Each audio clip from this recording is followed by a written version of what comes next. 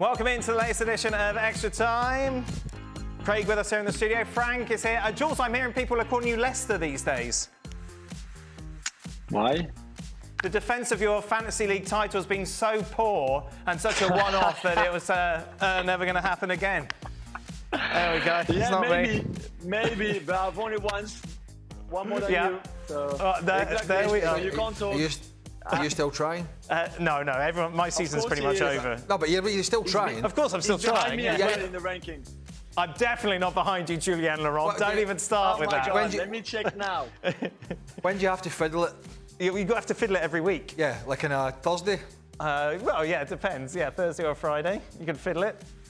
Just a little bit. How are you, Frank? What's going on? I'm good. I don't know what you're talking about, but I'm very good. Thank you very much. Oh, that's good. You're that's 19 points. You're 19 points ahead of me. Yes, of course I am, Jules. Yep, no surprise. I don't want to take you before the end, don't worry. Okay. Not a surprise. It was a random question before we went on air on the live show. Oh, what was the question? Frank asked if he could do the show with his cat on his, yes. on his Is your cat still there, Frank? But the cat has disappeared. Yeah, it's very Mr. Bond villain. It's gone. He went to sleep with my wife, so he's happy. You know, he's gonna hug her all night long, and I'm gonna be on my side, you know, alone. That's what it is. That's cats. They do whatever they want. Listen, I only asked you about live your cat. in their own house. I don't want to know what your sleeping arrangements are. How's the cat? Oh, wow. Right, come on. It's funny because Craig sleeps in a doghouse. Hey, right, for Craig, why is Blake getting more from his team than Xavi did in his last season, with Oma being the only new addition to the squad? Why is Flick getting better out of these players than Xavi did? Well, he's been around the block more than Xavi. I think he's a better man manager than Xavi. He's very good with the players. He knows exactly what he wants in terms of how they're going to play, with the back line squeezing up. And there's just a much better feel about the place. Some of the senior players were falling out with Xavi. Yeah. Some of the senior players were criticising other players publicly. The whole thing just got a bit poisonous quickly. Mm-hmm. And when that happens, you never ever get a good top performance out of the players. Hansi Flick has man-managed this team thus far very, very well. Meanwhile, Jules, someone has got quite the memory here, because at the start of the season, you said Real Madrid were going to win La Liga by more than 15 points. Did you overestimate Real Madrid or underestimate Barca? Did I say that 15 points? I predicted Real Madrid to win it. I saw both really, let's be honest here. I thought Real Madrid would do better. I thought Kylian would score that many goals like he has. This is pretty much what I expected from him, but I thought overall, collectively, they'd be better. I thought Carlo would find solutions to potential issues of having that front four not really working out and not working defensively too, but he has struggled, and I certainly didn't expect Barcelona to be that good and Flick to have that kind of impact on his first season. So I'm happy to hold my hands up and say I was wrong, but I don't think many of us saw that kind of season from Barcelona coming. No, Luis Garcia did, but we know why. Meanwhile, even if he thought, even if it looked like Barcelona were going to finish 8th, he would have picked them to win the league anyway. Most definitely, go where the money is. If Barca and PSG qualify, who's your pick in the final, Frank? If it's a Barcelona-PSG final? I have to go for PSG. Because I'm French first, and because I have to think that PSG can win. Yeah. I've been the captain of Marseille, but I love football, and I love the good football. And PSG is showing to the world a very, very good football. Barca too, but I think it can be the PSG year where nobody expected them to see them that high. They were quite poor. I think Craig mentioned that yesterday in the group stages. But they evolved so much. Luis Enrique had a message and a good work with the players, and it pays off really right now. And I want to see them winning. That's maybe the year where they can win something. It would be good for the French football. Jules, how's your household going to be for the second leg? I'm moving out again. I moved out last week and I'm moving out again this week. Yep, back in the doghouse. Exactly, with the kids as well, because the kids want PSG to win. So yeah. Oh, I'm sure that goes down well as well, Jules. Well done. We call it the doghouse. We call it the Chateau de Bow Wow. The Chateau de Bow Wow, see. Chateau de Bow Wow. Yeah, I'm sure it's well used. Same thing. That's yeah. That'd be, I mean, it's a final for the purists if that happens, isn't it? Yeah, I think Inter will have something to say about it, and Arsenal obviously as well. Yeah, but it's looking. Well, I don't know. No. For Jules, ahead of next week's crucial Champions League matches, which option is better? Playing your strongest 11 to maintain momentum, or resting key players to avoid injury and keep them fresh?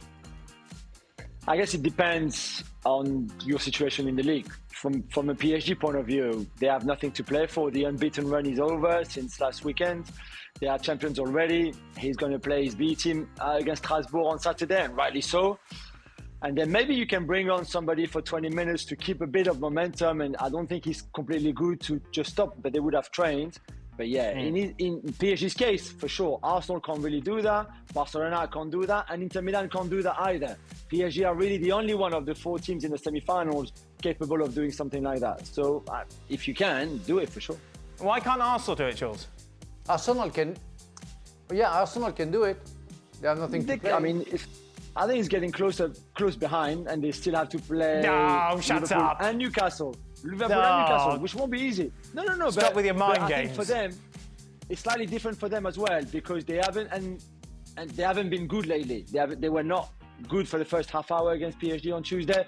Then they got better, but they were not good in the league before against Brentford and against Crystal Palace and against Everton. All those games where they drop points.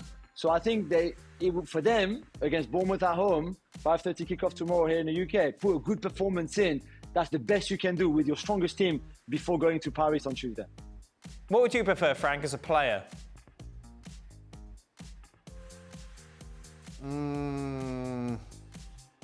I want to play. It's the end of the season. If I feel fit and you're in the race for something, you want to play. Even yeah, but if you're PSG, you're not in the race for anything. To... Like, we're using PSG as an example. I want to rest. You want to rest. I want to rest in that case, I want to rest. Yeah, I want to rest. In that case, yeah. Right. I want to rest because I thought you were talking about Arsenal. I'm sorry. No, I wasn't clear enough. I'm sorry. I'm less worried about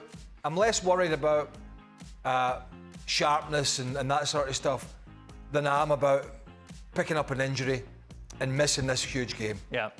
Which can easily happen. So I'm concerned that there's nothing to play for. I turn an ankle, somebody smashes me, and I'm all of a sudden I'm out of this game. So you're always, and when you go into games and you're on the sort of back foot, being wary, sometimes that's when things can happen. Right, because you're not committed. You're not 100% committed and things. So I think the best thing is to, if you can, rest as many of your players as possible. Frank, who's been PSG's player of the season?